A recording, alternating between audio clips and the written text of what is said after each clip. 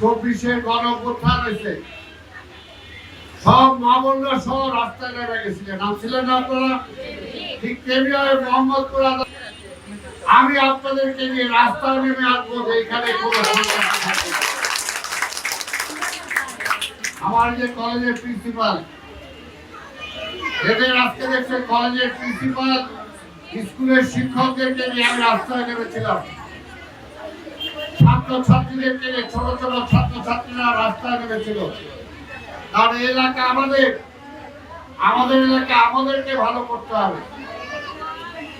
এই খুলনা আমরা কেন বয়ে বেড়াবো? কিছু সন্ত্রাসীদের জন্য।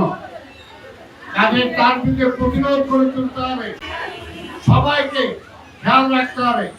আজকে যারা ব্যবসা করেন, আজকে যারা চাকরি করেন, সবাইকে দায়িত্বটা নিতে হবে। পরিবেশ ভালো করতে হবে।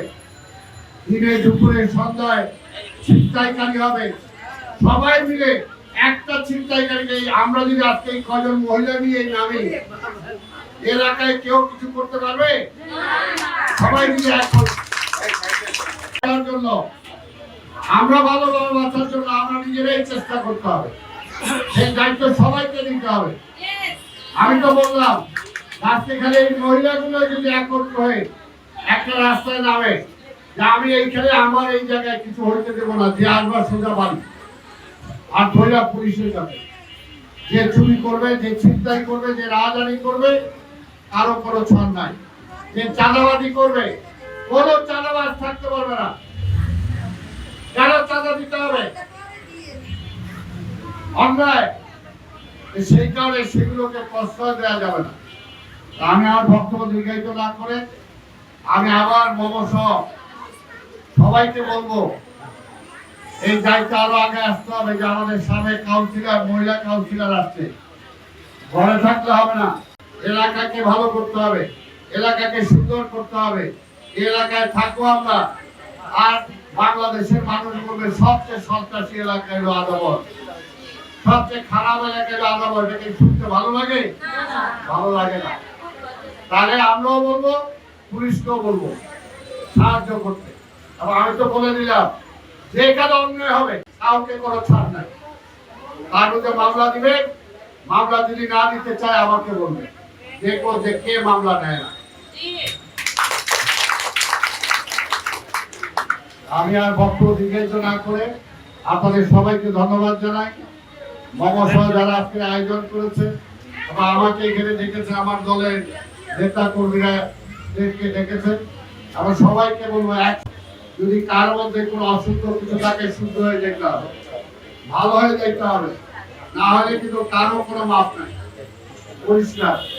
আর জনগণ আগে, জনগণ আগে। আমি নেতা, আমি রাজনীতি করি কার জন্য? দেশের জন্য, দেশের মানুষের জন্য। আমি খালি নিজে খাওয়ার জন্য না, নিজে ভালো থাকার জন্য না। আমার এলাকার মানুষ যদি ভালো না থাকে আমার ভালো থাকার কোনো অধিকার নাই। এলাকার মানুষকে ভালো রাখতে হবে, তাহলে আমিও ভালো থাকি।